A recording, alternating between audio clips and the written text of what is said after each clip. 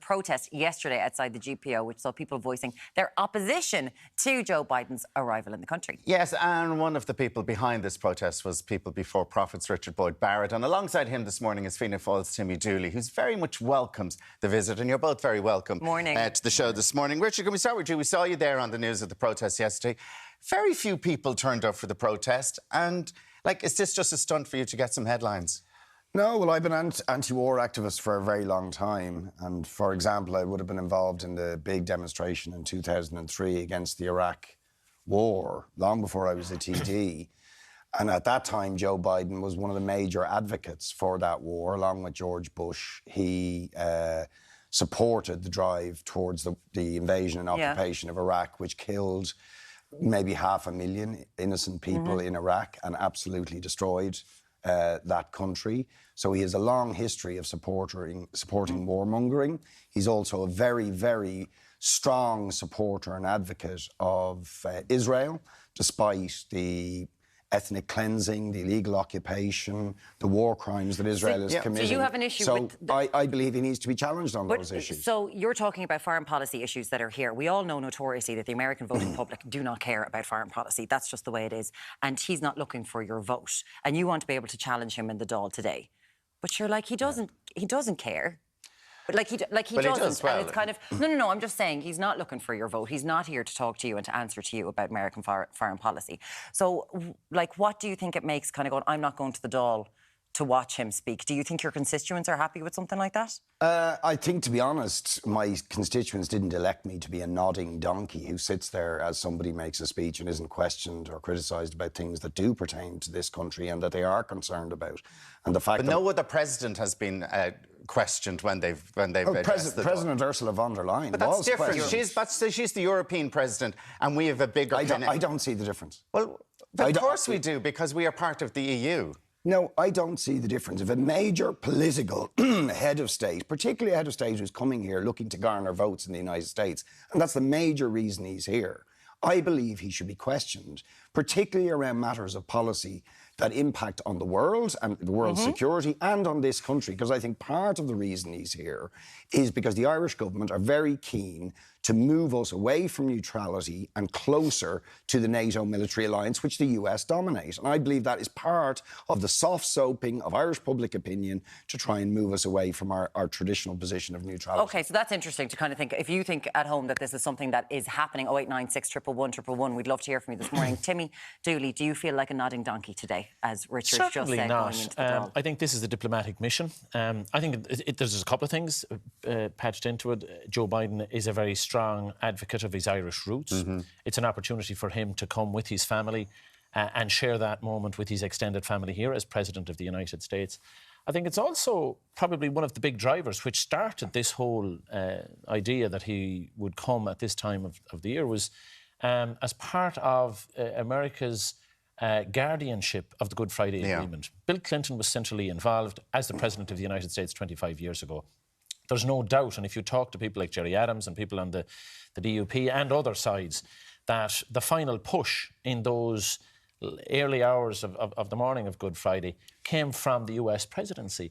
And I think that the planning that has gone into this for some time has been about cementing that relationship, trying to put an impetus back into the Good Friday Agreement, trying to encourage the DUP back into the institutions and the power-sharing arrangement.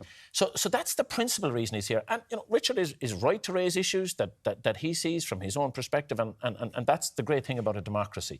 But for me, the purpose of his visit is about assisting with the continuation of the Good Friday Agreement, with getting the institutions back up and running. And he's tying in a little bit of family time as well.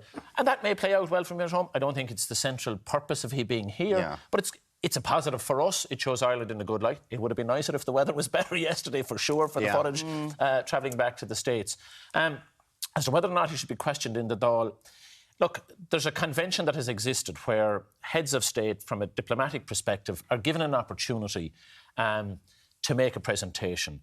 They're not answerable to us. We give them that opportunity. But is there something, Timmy, about the way we sort of wrote all the resources that are being put into this? Like, anyone who is in in Ballina and Mayo right now, who is in Louth, who is in Dublin, and they're seeing guards everywhere on the street. I haven't seen this many guards on the street ever in my entire life. Maybe Barack Obama. Sorry, that was probably the last time. And there's things wrong with this country. Homeless people were moved out of Phoenix Park so that he could drive through it, because we want to make sure that everything looks lovely and spick and span. There are serious issues that are going on in this country, and we seem to have suspended all of that. Like, you're not getting questioned about what's going on at the moment in the Dáil, and for 4 days, because we're all being the best boys and girls. Yeah, but is there not something distasteful about it?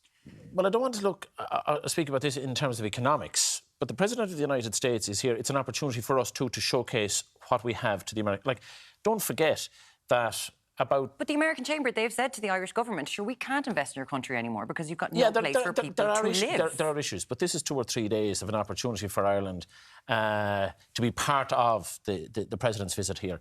Like, there are about 320,000 jobs created by foreign investment from the United States. Now, I also like to counter that to say that there's probably 100,000 jobs that are created or maintained in the United States as a result of Irish investment. So it's not just a one-way. It's not that we've got to get on our knees and thank the Americans for all they do, because we do quite a lot for them as well.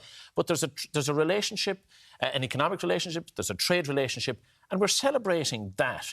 That's not to take from the fact that there's lots of people working today. Yeah, I'll be in the Chamber today for whatever length of time he's there. It won't take me from the rest of the work that I'm going to do today on behalf of the people that I represent. And I'm sure the same for Richard and others. For sure, there's domination of the media, and I think all the front pages today have focused on that. It'll be back to business in terms of that criticism and that holding us to account tomorrow and for the rest of.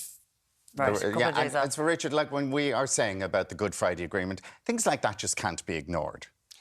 No, of course. It's although, to be honest, I give most of the credit for the peace in the North to the people of the North, who were just had enough of the war, right? And I'm not entirely sure that Biden's visit is going to significantly... in fact, it's looking like it's not going to significantly impact on the political impasse there. But I'm sorry. First of all, I think...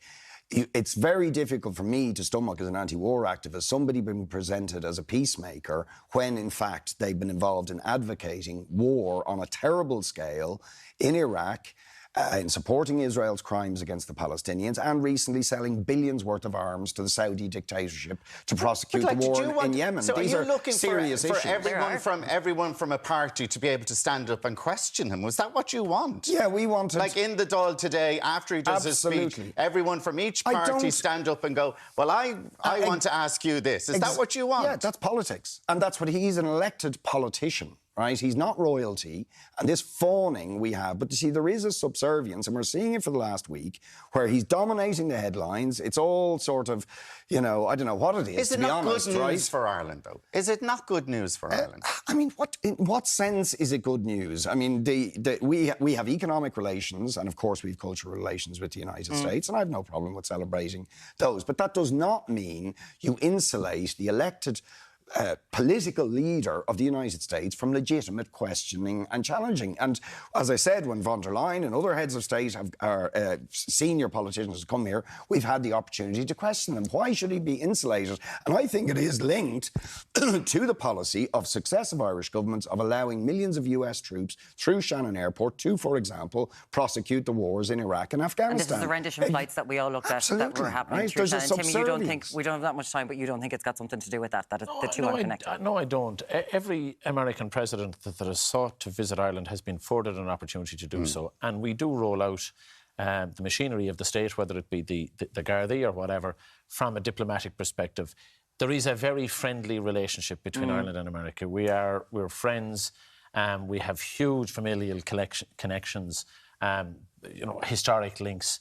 And it's right to celebrate those. And, Richard has an opportunity today and elsewhere to raise his concerns. Yeah. And I would share some of his concerns in relation to Palestine and areas like that, but I also recognise the efforts that the American state or the American country is putting into supporting Ukraine at the minute, which is a really important. Well, again, when President Zelensky was here as well, you also took time to speak the Dáil. You also took time to protest that. Listen, we do have to wrap it up. We'd like to thank you both so much for your time, for coming in, Richard Boyd Barrett and Timmy Dooley.